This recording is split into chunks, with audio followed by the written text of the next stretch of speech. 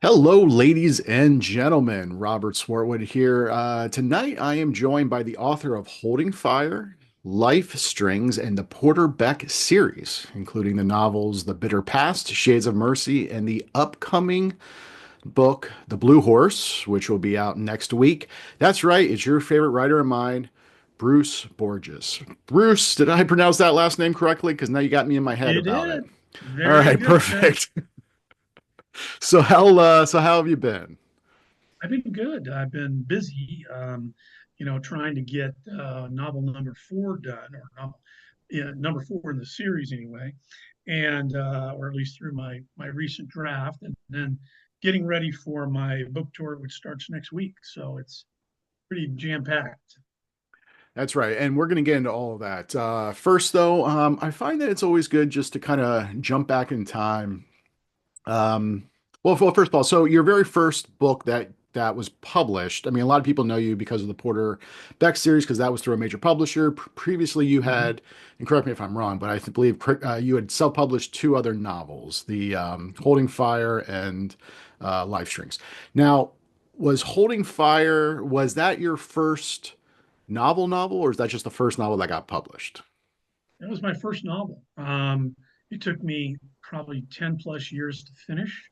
Like a lot of other authors who are working full time and they've got this great idea one day, I'm going to write a novel.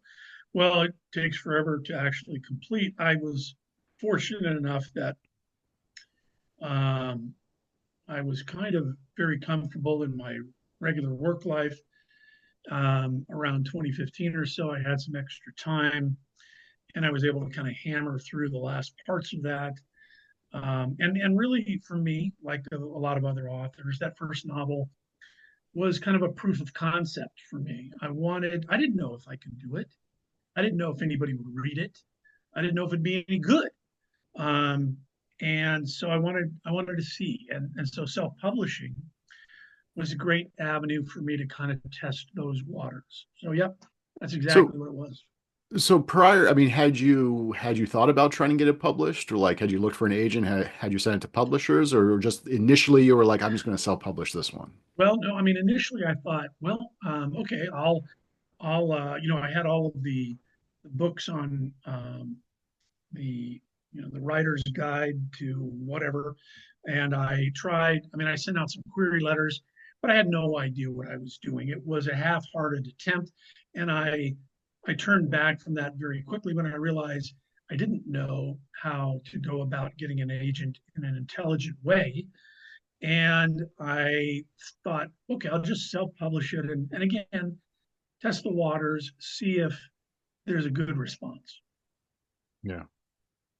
Well, prior to that, had you done anything else like creative? Had you done any other short stories, anything?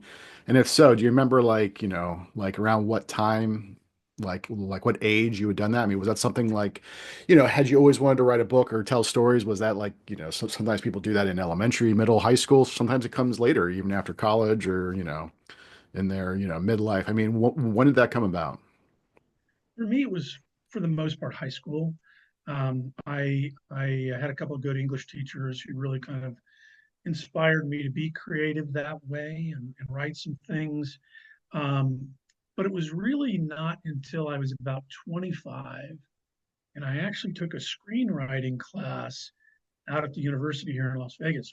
And that class was taught by one of the writers who did the movie. I'm going to forget the name of the movie now. The China Syndrome. Hmm. If you remember that movie with Michael Douglas and Jane Fonda, and he knew what he was doing. He was a professional screenwriter, and he kind of took me aside at the end of the class. We kind of did a semester, and everybody submitted a screenplay, and he took me aside and he said, "You could do this for a living." Um, Now, I didn't think at the time I really wanted to be a screenwriter. I really had in my mind that I wanted to write novels, but there was no class in writing a novel. So um, I took that as a good sign, though. I hung on to that. I dabbled in writing some other things for fun over the next 20 years. before I really got serious about starting a novel. Did he, Bruce, can you hear me? I think you froze up.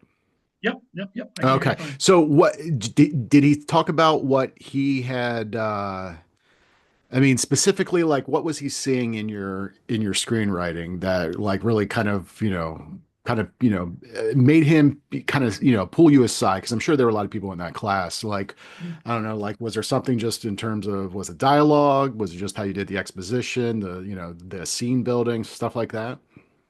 What he told me, Robert, was you know how to tell a story. You've got a full story here, where I guess, a lot of other people in the class probably didn't have something that was It was as just the as, idea. as cohesive as Yeah. mine was. I didn't think mine was particularly good, but he said, you certainly understand the format. You understand what goes into a screenplay, what to do and what not to do, what to leave for the director. And he said, I'm willing to help you if you want. So I stayed in touch with him for quite a few years, just bouncing things off of him here and there. And then had you But written, again, I mean, how many screenplays have I you think I written? I wrote two. Neither that neither of those which I would be willing to share with anybody because they're just embarrassing to me. Yeah. Well, what were you reading at that point? I mean, or like, or was it movies that you were watching? I mean, where were you find the inspiration? Yeah, it was a combination of both. I had always been such a movie geek and a book geek. I mean, I had read my dad was a voracious mystery and thriller reader. I remember picking up, books like Jack Higgins books from off of his nightstand and Frederick Forsyth and all these guys. And then really when, Ludlum came on the scene and Tom Clancy, I started just swallowing those up. And I always looked at writing a novel, at least in my mind, a really good novel, as being something that would translate fairly easily to the screen. The best novels, the best thrillers and mysteries in my mind were novels that I could see in my mind on the screen. So when I got serious about writing, that's one of the things that I always try to do is make it visual enough so people can see it in their minds. Yeah. No, I mean, visually, because I mentioned before in the green room, I've been listening to, I had, like I said, I had had a hardcover, a Bitter Past somewhere, but I ended up, I think it was a Audible Daily Deal. I got the audiobook and then I downloaded the second book recently. So I've been listening to them back and back, but yeah, they are very, visual. Um, And so I guess that kind of goes to my next question. Well, let's jump around. So when you were writing Holding Fire, you said that it took you about 10 years. What was the inspiration? I mean, had you tried and, started any other book or it was just like I remember you said that that was your first novel, but like had you had other ideas at the time to try? Because obviously, especially when it's your first novel, it's a huge commitment to sit down and spend all that time working on, a certain idea. So you always want to make sure it's the idea to go with. Yeah, I certainly had a few ideas over the years, and I kept a file drawer with folders in there with ideas that I would sketch out. But Holding Fire was really the first kind of full length novel idea that I fleshed out.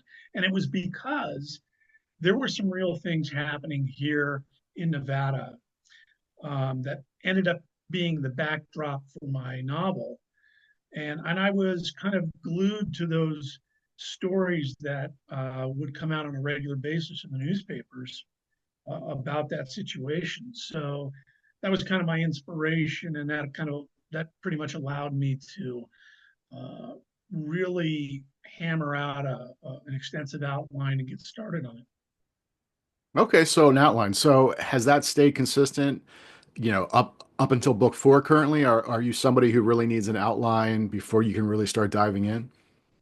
Yeah, I've played around a little bit in the past with just starting a novel without an outline, but I appear to be one of those people who can't function unless I have some really good idea of where the story is going to go before I start trying to be creative with it. So I typically do a very extensive outline. Um, And I try to stick to that as much as possible because I might spend 2, maybe 3 months fleshing that outline out. And that takes me through every chapter of the book for the most part. Now I'll tweak it as I go, and I don't feel obligated to stick to it when the story starts to dictate that it should go in another direction. But for the most part, I stick very closely to those outlines, and it really helps me stay on track. Yeah. Well, so after Holding Fire, the second one you put out was Life Strings. Now, at what point after Holding Fire, I mean, because obviously, I mean, we're leading to obviously the Porter Beck series, but I mean, how long did it take you then to write Life Strings? I mean, I guess once you had written that first novel, did you start feeling more confident? Whereas, like, okay, this is something I definitely can do. I mean, or like, how long did it take you then to write Life Strings? It took me 2 years to finish it. So it was ready. I self-published Holding Fire in 2016, I think like in May. And I'm pretty sure I put out Life Strings in June of 2018. So it was much quicker. And as you said, really the result of having some confidence now that, okay, I know what I'm doing here. I do understand the format. I've learned a lot along the way. This one will be better. Um, and I had another, what I thought was a really good idea for a story. So it kind of came together quickly. Yeah. And then had you like started writing anything else? Or I mean, when we get to the Bitter Past, I mean, the Bitter Past then is, I guess, considered now your third published novel. Is that your third novel, or had you done anything else in the Oh, it's my interim? third novel. It came very quickly. I started writing it fairly shortly after I finished Life Strings.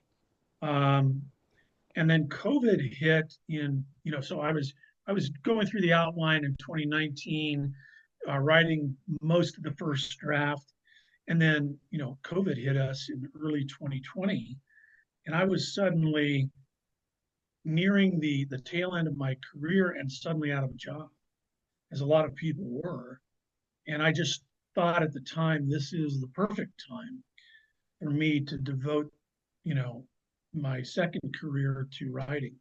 So I didn't even look for another job. And I wrote another 5 drafts of The Bitter Past in about 6 months. Um, and then so prior, you had not looked for an agent. I mean, obviously you got an agent with this book, and then you were able to get a publisher with St. Martin's Press, Minotaur. Um, can you talk about that, that process, about how that came about? Yeah, I mean, that was a bit scary, as you know how that process goes. And um, you know, I had been doing my research over the few years before I was ready to submit The Bitter Past to someone. And I knew that finding an agent was probably the most difficult part of the publishing process, at least for traditional publishing. And I mean, I'd read all the books, I had done all my research online, I had started to attend some online courses about how to get an agent. So I was trying to learn as much as I could because I really felt by the time I had written, when I finished Life Strings of 2018, I knew in my heart that I could do this, and I was probably good enough. I had just enough conceit to reassure me that I was good enough to do this and get an agent and be traditionally published. So I tried to do it in the most intelligent way that I could. Like I said, I did a lot of research, and by the time I sent out my sixth or seventh query letter to an agent, I got a great response from one that said, "Send me your manuscript." That's pretty wild. I mean, a lot of writers, I mean, I've talked to a lot of writers, and I'm sure you know a lot of writers too, who they go through a lot of different books before they manage to get an agent. It's just a lot of trial and error. This was the third novel you wrote, the first time you really tried to get an agent, and you basically got an agent really quick. So I mean, what like what about the pitch? I mean, was that stuff that you had learned from these online courses or were you reading? Because I think that oftentimes that's really what it comes down to. Because these agents get bombarded with Yes. emails from writers. It's so like really is all about just getting that pitch because you want to get their attention immediately. I mean, can you talk a little bit about that process? Yeah, I mean, you're exactly right. I had learned enough along the way as I was kind of loosely studying how to get an agent while I was writing the novel. And I had taken this online course. I think I took two, but the second one I took was really good and it really focused on the pitch. And all of the elements of the pitch, for a single page letter, approximately 300 words, which is, kind of what they recommend as being the maximum. Um, there's an awful lot of pieces in that. You have this kind of intro about, hey, I'm contacting you, this agent, because I think we would be a good fit for this reason. Then you have a paragraph or two that talks about why the book is something that this person has to read. And then you wrap it up with a short bio on yourself and maybe a few comps about, what your book is, like in terms of some of the things that authors have turned out. So I went through that process, and during that course, the instructor, and there was a few hundred people who were attending these online. We're all in this one big Zoom meeting, um, and we had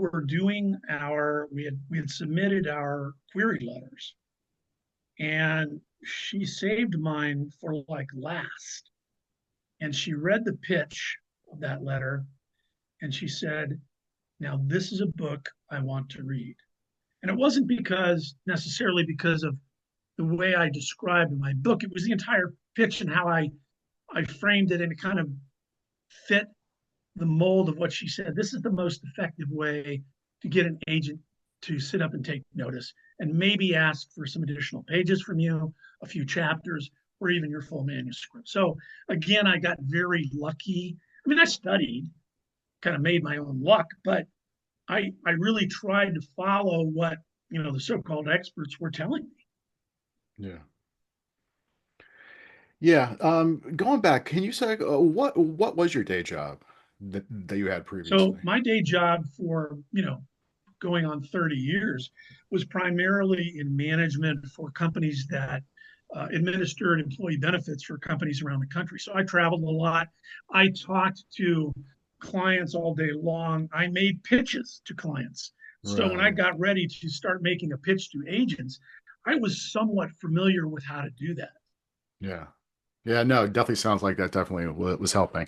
Okay, so with the bitter past, you sent it out to, you said it was like your fifth or sixth agent that you sent to that actually was interested. Were there any other agents that had wanted to see any sample chapters of the manuscript?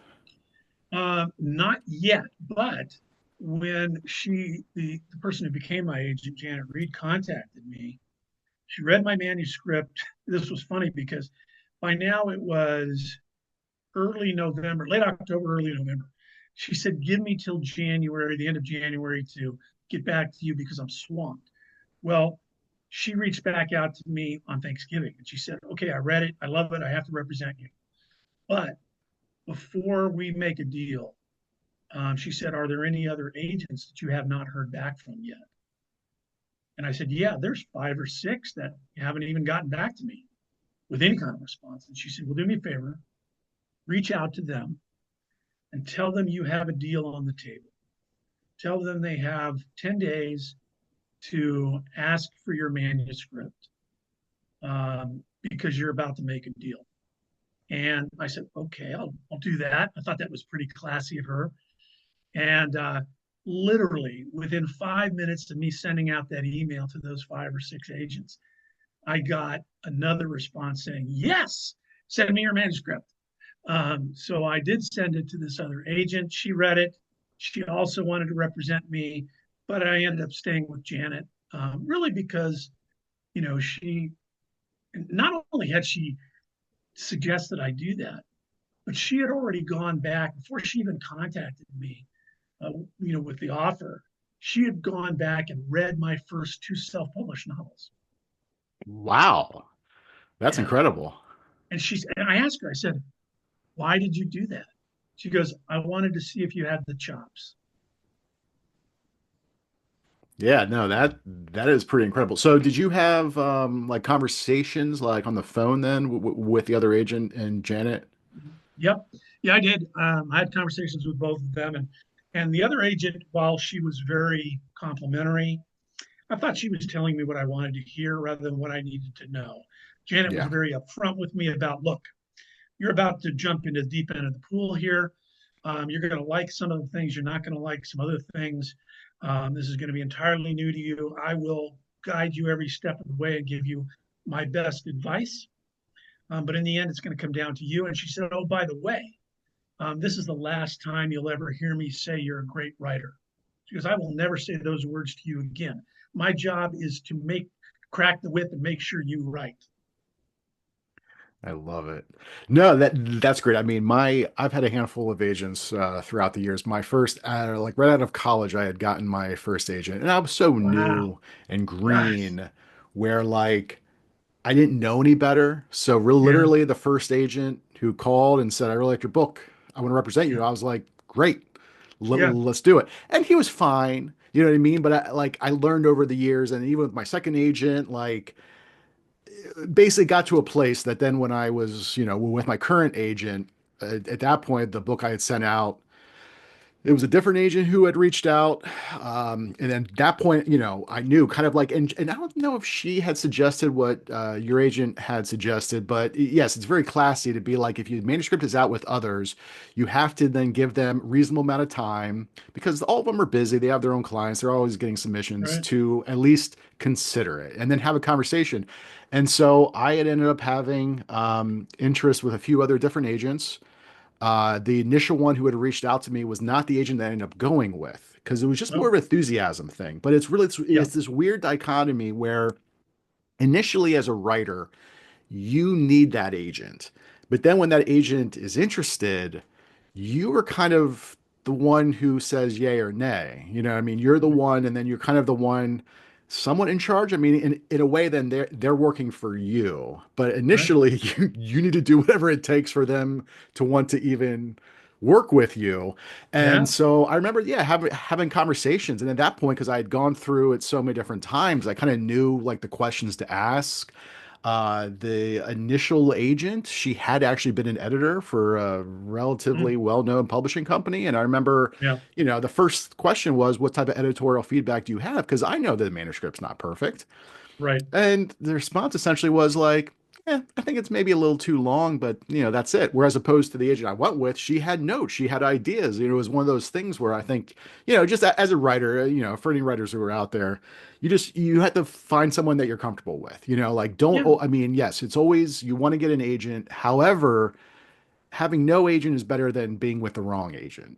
Because I kind Yeah. of feel like if you're not, if it's not a good mix, again, that idea, and I really love what you said that Janice said to you, where she was like, this is the last time I'm going to tell you that you're a great writer, because, I always use the Harlan Coben saying, only bad writers think that they're good or Yeah. something like that, where it's like, I mean, if you ever get to a place where you feel like, okay, I can't get any better, then you might as well just give up because you've just plateaued, because it's always about, growing and whatever else. So anyway, that's all my little, I'll get off my little soapbox there. But yeah, I think that's great that, so, okay, so you guys go from there. How many rounds, or like how much editing, or like, at what point, or how long did it take you before then it was ready to be submitted, when you were eventually ready to go out on submission? So Janet had sent me some edits that we worked back and forth on during probably January and early February of 2021. And then she said, okay, I'm taking this out in March. I've got a few publishers in mind, a few editors at those publishing houses that I know. I think they're looking for this kind of story. And by May, she had sold it. So it was really no time at all. And I really couldn't believe my good fortune. I actually don't know what the normal time frame is once you go out on submission, but it felt I very would say fast to it me. varies. Yeah. It varies really. It varies, I think, just time of year on the certain editors, because some editors I find can get to manuscripts really quick, whereas opposed to other ones are much behind. And then if you have interest in those early ones, it's forcing the other ones who are usually late. You know what I mean? Yeah, so it varies. But I think what, 2 months? That sounds pretty good. Can I ask, did you have any, was there any other interest? Was it something that like went to auction or was just, Minotaur what No, I mean, was at that point, this was the first publisher that she went out to. So she didn't look anywhere else. I don't know if she had submitted it at the same time to others, but she never told me. But one thing that happened very quickly was we got on the first phone call with the gentleman who's now still my editor at Minotaur, Keith Kayla. And he said, okay, so what are the other books going to be about? Do you have ideas for that?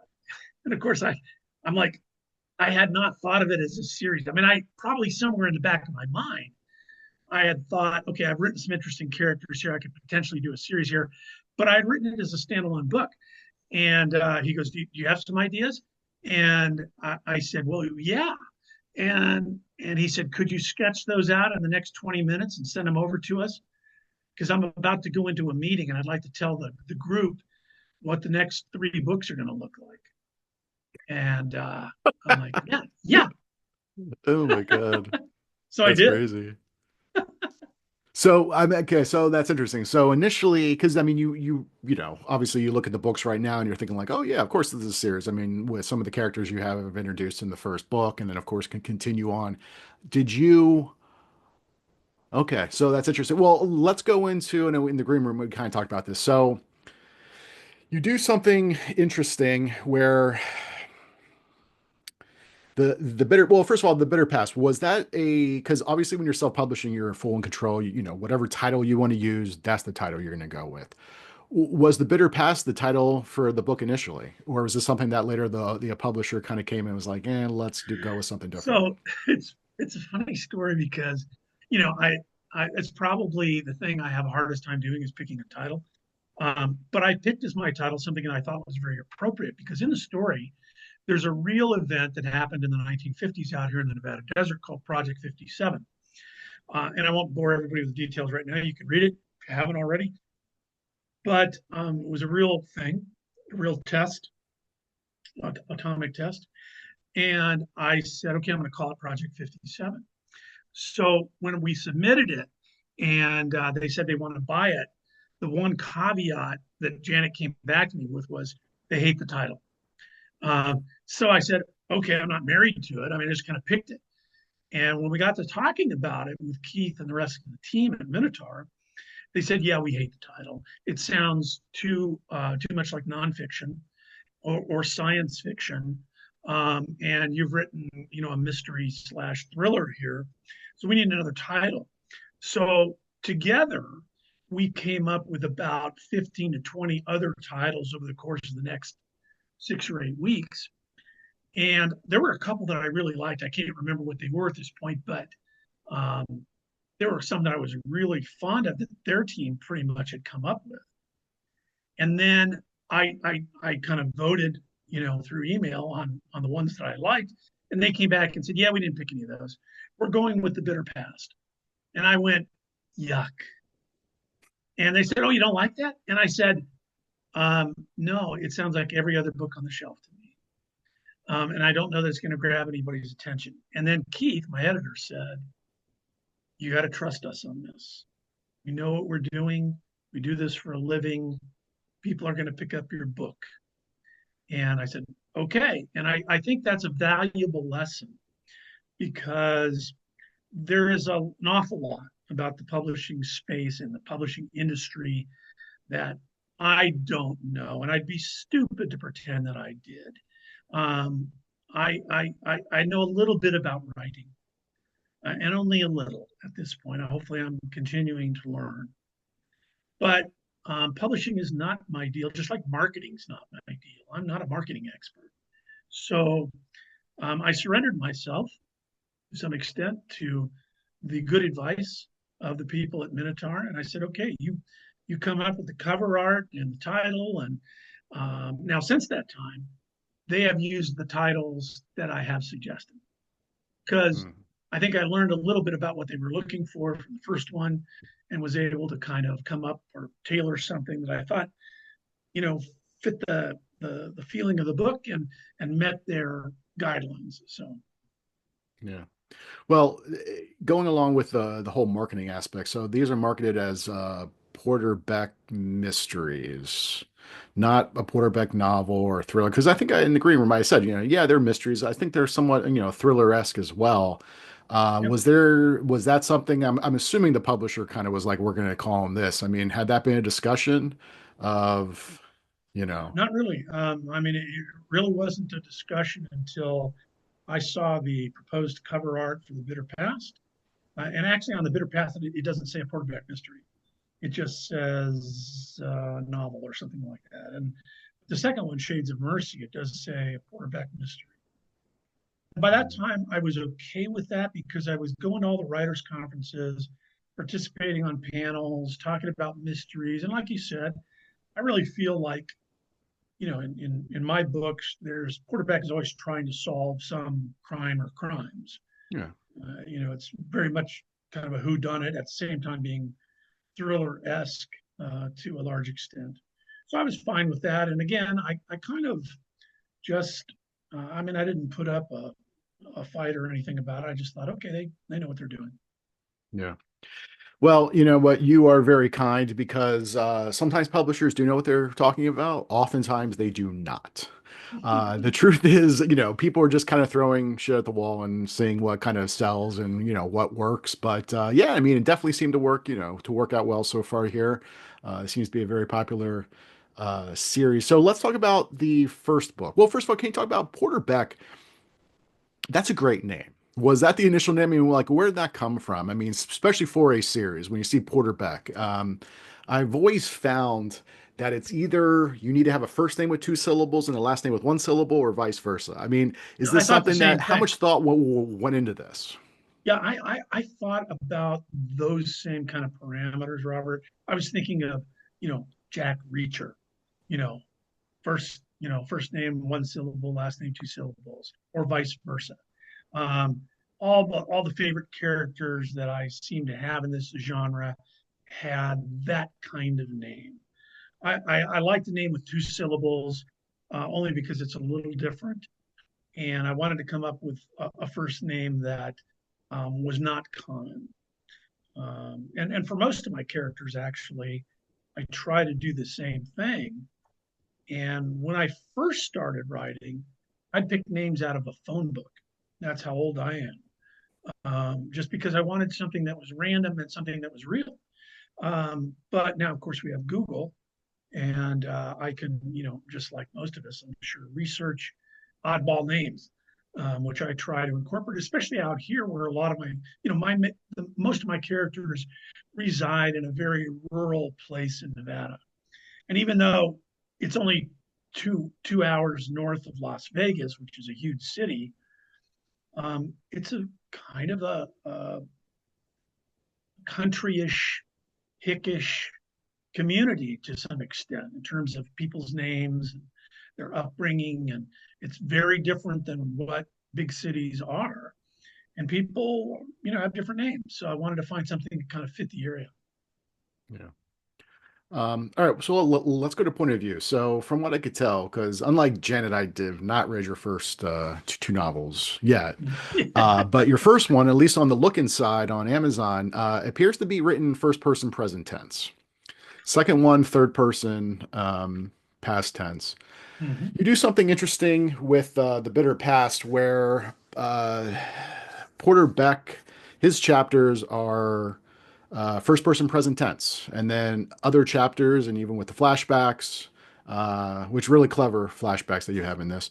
Um, those are third person past tense, and then we get to book two, and it's all third person. So what was the conversation? You know what I mean? What was the thinking behind? And I had mentioned too, I mean, this has happened before. I mean, obviously Lee Child, Killing Floor was all written first person. Then his second novel, all third person. And then, occasionally he'll bounce back. You'll have some books that are in first person. And I'm trying to think if even some other, I'm sure it happens with some other, novelists as well with their series. But like, what was that conversation there? Was it, where they decided to move on? I mean, was it your decision? Was the publisher? I mean, yeah, can you talk about that?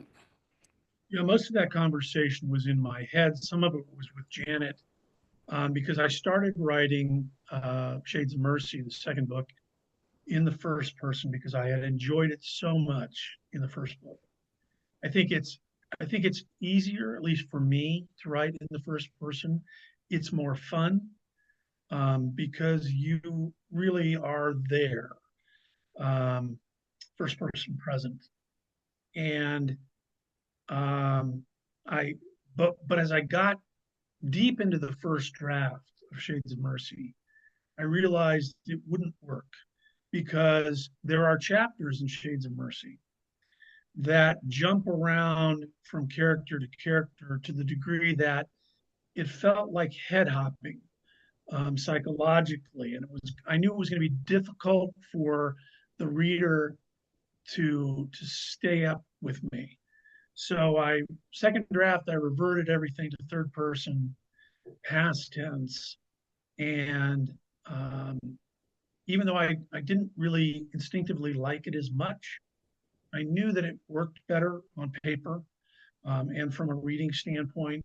Janet didn't have any real druthers about it. She was like, do it however you can do it. Don't worry about what Minotaur is going to think. They just want a good book. And sure enough, that was the case. They never even asked me. So, and both the third and the fourth novels are also written in the third person. I I'd love to go back to first person, but it really kind of, for me, it depends on the material, the topics I'm discussing, and whether that's going to work very well from a flow standpoint. Yeah. Oh, Mark Greaney's one that comes to mind. I think one of his like 10th or 11th novel, all of a sudden with Yeah, and there was no precedent for it. It just I think all the previous ones had been third person. All of a sudden there was one in right. first person, which Yeah, was an interesting choice. But yeah, so okay, well okay, so that's fascinating. So then they never even really questioned it. They were just like, okay. yeah, yeah. They just said, gosh, it works for us. So I was happy with that. I find it pretty much as easy to write in either tense now and either point of view. Yeah. Um, but I do prefer first person. I just think it's more fun. That's just me. Yeah. So these are obviously, I don't want to say procedurals, but I mean, Porter Beck is a sheriff. What type, I mean, how much research do you do? Do you really spend a lot of time on research, or you kind of don't want the research to get in the way? I mean, where are you on that? It depends a little bit. When I researched the bitter past, there was so much stuff about what happened in the 1950s that I wasn't personally present for that I needed to go back and do some research on, and pretty extensive research. So I spent a lot of time at the Atomic Museum here in Las Vegas. I spent a serious amount of time going up to Lincoln County and spending time with the real sheriff up there, learning the ins and outs of rural law enforcement up close because I needed to have a really good understanding. I knew I couldn't get that off the internet or just reading other books. I did read a lot of books, as most of us do when we research a new idea. But um, for me, research typically takes a solid 3 months, maybe 4 months. Now, I might start my first draft as I'm nearing the end of that research, but all of that research goes into my outline. So I'm pretty much done with it by the time I'm ready to roll on that first draft. But yeah, I like to do the research. I'm like any other author, though, that the more I do, the more I think I should include in my novel. And of course, that's why you have editors because they keep us from boring our readers to death. Yeah. No, I've seen that sometimes with some writers where I feel like they spend so much time doing the research. They don't want that time to go to waste, so they feel they need to incorporate it in the novel where Yeah. sometimes it's not needed. But I still think it's good having that research at least in the back of the author's Yes. mind, Yeah. even if they don't necessarily use that, because in many ways it still can probably it gets reflected into the story in some way or another. So, did you just call up a cop? I mean, how was that process, or did you know these police officers? Or, I mean, and if you did not, I mean, I've never done it myself, but sometimes I hear like, just like what type of conversation is that? Where you're just like, I'm a writer. Can I do a ride along? Or like, how does that go about? That's exactly what the conversation is like. I think that's the way it was for me. I called up the sheriff in Lincoln County one day and said, "Hey, I'm a writer and I got a new novel that I'm writing about this, and my protagonist is the sheriff of Lincoln County. Can I come up and talk to you?" He said, "Yeah, come on up." So I did that a couple of times and spent some time in his office, kind of tooling around the county with him a little bit. Um, and I did the same thing with a few other people in mine, or a few other experts that I used for my novel. For instance, I had an old friend who had just retired as a CSI person, a crime scene analyst with the Las Vegas Police Department. And I use her on just about every book. If there's a crime scene, she's reading those pages in my book and giving me advice. I have, like most of us, I mean, most of us authors, we use people that we know to the extent that we can. I have a good friend who's a doctor, a medical doctor. He gives me advice on medical things. I've got some military friends who very closely scrutinize anything that I mention in my books that's remotely military related, and they correct me and help guide me along the way. So yeah, I just I'm not bashful about going to people saying, "Hey, this is what I'm doing. Can you help me?" And most of them, I don't know that I've run into anybody who just wasn't absolutely enthusiastic about helping. Yeah. Yeah. So let's talk about the new book, the one that's coming out next week, The Blue Horse. You have a copy there you can hold out for people to see. I do. So the Blue Horse with a red cover. Perfect. Um, well, that's because actually Shades of Mercy had more of a blue cover. So, Yep. but Mhm. so what can you tell us about the Blue Horse? Where do we find Porter Beck this time? So, as with all of my novels so far, I try to take topics and ideas that I can merge into my story from real events. Bitter Past is a story that largely follows our atomic testing past, while at the same time in the present, Porter's trying to solve a current murder in his county. And it's really about what happened in the Cold War and our race with the Soviet Union.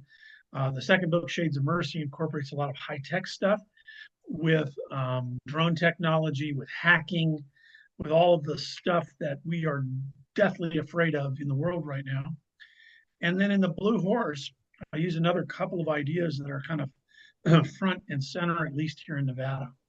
So one of them is, and a lot of people don't know this about the West, there are wild horses in the West, just like there are deer and elk and every other wild animal. We have about, the numbers vary, but they're probably somewhere on the order of 60 to 70,000 wild horses in the West. The majority, more than half of them, residing in Nevada. But there has been a war going on since the 1970s or even before about what to do with these wild horses. There used to be a couple million of them. We're down to about 60 or 70,000. They interfere with people, as you imagine, like most animals do. There is a large group, a large contingent of people on the horse advocacy side who are trying to protect those animals. And then there is the federal government, who is, in my mind, they would deny this, working hand in hand with cattle ranchers to really limit the number of wild horses that might also be grazing on land that cattle are using. So it's a big political, highly charged, highly emotional issue here. And at the same time, there's also our race with the Chinese to mine rare earth minerals, and specifically in this case, lithium. Nevada already has one of, if not the largest lithium mine in America. They're expanding that now. I kind of took that idea, incorporated it into the novel, because again, a lot of people, while they love having their cell phones and everything that's charged by lithium batteries, because the long life that lithium provides those batteries, we don't have much of a good idea of what it takes to extract those minerals from the earth and what it does to the ecology and the land and the water table that surrounds it. So again, controversial, very political, but something that kind of weaved nicely into the story. Yeah. And so for if I mean, from what I can tell, listening now to book two, the series is not necessarily a series where you have to start with book one. I mean, yes, it's helpful, but I mean, can readers jump into the Blue Horse, and then make that the first book, or do you really recommend that they start with the Bitter Pass and go from there? Yeah, they can. My editor is very good at finding spots along the way in my manuscript to tell me, okay, look, you want to reveal a little backstory here and a little backstory here to give people who haven't read the first books some idea of who your characters are and why they're doing what they're doing, but not so much to prevent them from going back and reading those books. So it's a balance that we try to strike. It's a balance that I'm cognizant of when I'm writing. Now I've gotten a little bit better at that. And while I always would suggest to people, hey, I'm glad they pick up any of my books, but if they start reading The Blue Horse before any of the others, that's okay. They won't have a problem understanding what the story's about and why the characters are doing what they're doing. But and I've had lots of readers, as I'm sure you have, come up to me and say, "Gosh, I started with the first book and then, or the second book, and then I loved it so much I'm going back and reading the first one now." And I have people saying that now about reading The Blue Horse and then going back and reading the first two. That's what I'm after, and that's what I hope they do. But there's no getting around it. If you write a series, some people are going to pick up the latest one first. Yeah. Yeah, no, absolutely. So I want to talk a little bit about the bitter past. Without giving any spoilers, there's a really, I think, great twist in terms of the flashbacks and present day. Was that something you knew early on, or is that something as you were outlining it, it kind of came about when you were doing the back and forth, the present day and the past? I mean, at what point? Because I thought you handled it really well and it was really cleverly done.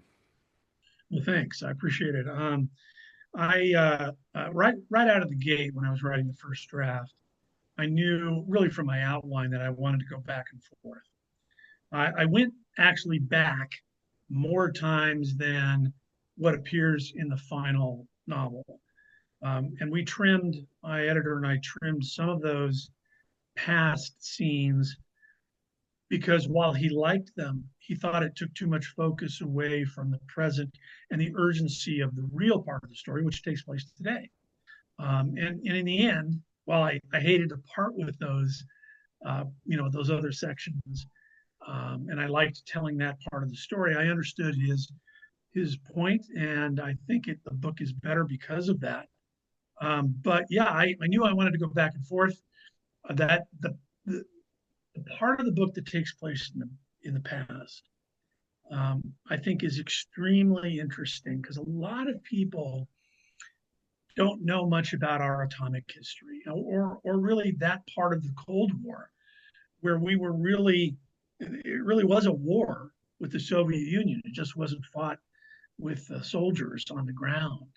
We weren't trading, missiles or bombs or bullets necessarily. We were racing to acquire the biggest and best weaponry that we could imagine.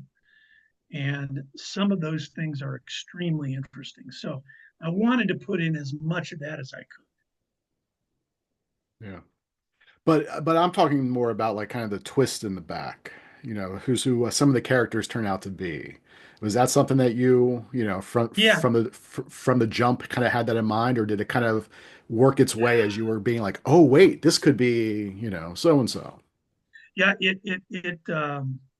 It really came to me when I was doing just kind of the initial sketching of the outline and trying to say, okay, what's going to be a really good story? Well, having some sections that dealt with the past was interesting and everything, but I needed to tie them to the present part of the story.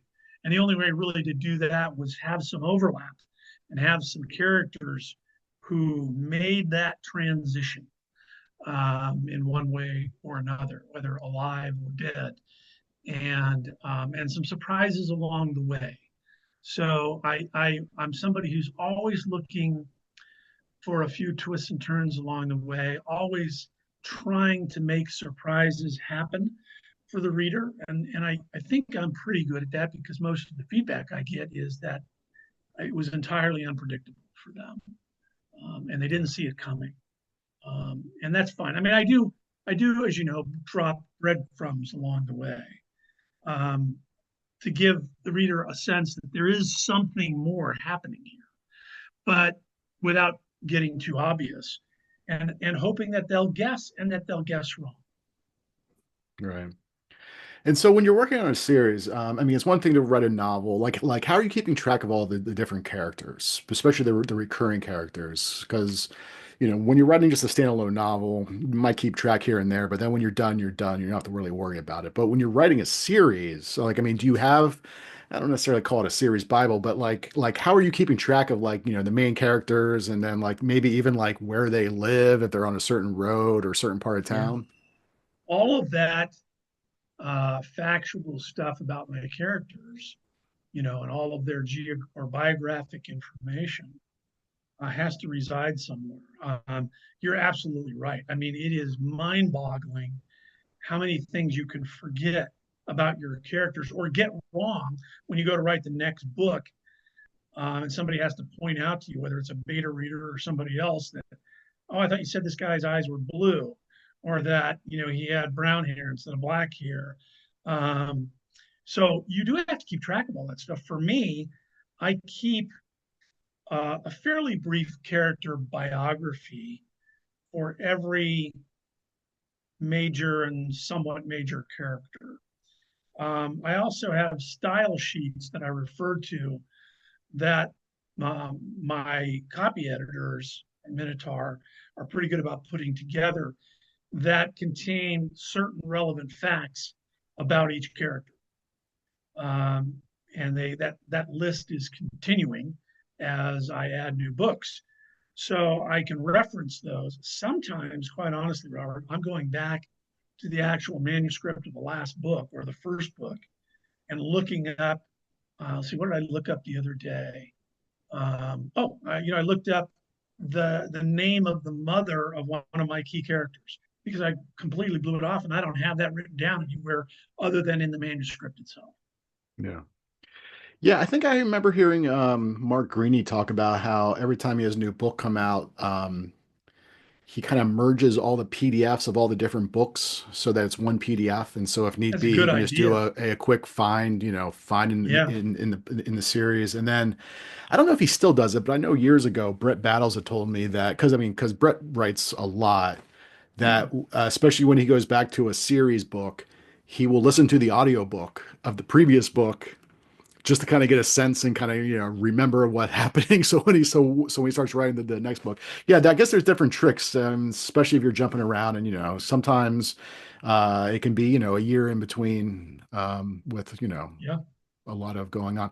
So are you before we head out? Do you is there anything you've been reading recently? Anything you've been watching that you would recommend? Wow. Yes, there is a new book coming out by Terrence McCauley. I don't know if you know Terrence. Yeah. Uh, yeah, Terrence has written a fabulous book called The Twilight Town. It's coming out actually next week or it's coming out on the 15th, 2 weeks. And it's a new take on the JFK assassination. It's a novel. It's kind of alternative history. Um, and while I wasn't I saw the premise initially. I'm like, oh, another JFK book. I This guy turned my head so fast with his writing style and his dialogue. I could not put this book down. It's fabulous. It needs to be a movie. He is making it into a series. So there'll be some other books. But my God, it for me it was perfect. It was like, did you ever see the movie L.A. Confidential? Oh yeah. It's written like that. You feel the early 1960s Dallas, like you're sitting there on the sidewalk. It is, I mean, you feel the heat and the humidity and the sweat coming off these guys and the clothes they're wearing and the way they speak. I don't know for the life of me how he was able to master it the way he did, but it is utterly fabulous. Perfect. All right. Yeah, everyone has to go Yeah, check it out. Terrence yeah, McCauley, Twilight Town, and of course, Terrence has his own podcast series, yeah, yeah. I was which on I'm it sure the you've other been day. on, and everyone needs to Yeah, go check out. So the last part is you, the Blue Horse, obviously is coming out next week. yep. Are you, and I believe you're going kind of on a tour. Can you talk about where you're going to be for people who listen or watch this kind of relatively soon? Yeah, I'm going to kick this off in Scottsdale next week at the Poison Pen on Monday. I'm going to hop on a plane with fellow author Linda Castillo from there to go to Houston, and we're going to do Murder by the Book on Tuesday, which is the day that both of our books actually released. And then Wednesday, I'm going to fly to Austin and do a solo gig at Barnes and Noble there. Then I'll come home and I'll be here for about a week before I head off to Orange County to do Book Carnival. And then on the 25th, I'll be in Denver at the Highlands Ranch Library. And then I've got a few other gigs along the way that take me into the fall, including some other libraries around the country. But those are the primary events that I have uh, hard and fast on my calendar right now. So yeah, it'll be busy. But if any of your listeners um, are interested in having me out, by all means, you can go on my website, bruceborges.com, and contact me. I'm pretty much willing to go anywhere as long as it looks like there might be a decent turnout and I can talk to some interesting people. I do book clubs too. I love book clubs because I love the conversation. So I sometimes do those remotely or can go and do them in person if it's not too far from me. But yeah, that's kind of the plan. All right, perfect. So the new book, or I guess I should say the upcoming book coming out next week is The Blue Horse. That's going to be in hardcover, ebook, and audiobook. If you you can still have time to pre-order. I mean, pre-orders are obviously are very important, but of course it Yep, comes out next week. And then you did mention there is going to be a book four. Book four is going to be out, I imagine around probably around this time next year. exactly. So Next everyone can look July. forward to that. Yep. Do we have a title yet, or we don't want to talk about that? I've got a few titles in my head, but I'm Okay. only on the second Nothing draft. confirmed yet. So yeah, yeah. All right. So, Bruce, thank you so much for making time to hang out. And thank you to everybody for, yeah, hanging out too. All right. We'll see you next My time. friend, thank you so much for Bye. having me. Yep. See ya. Bye.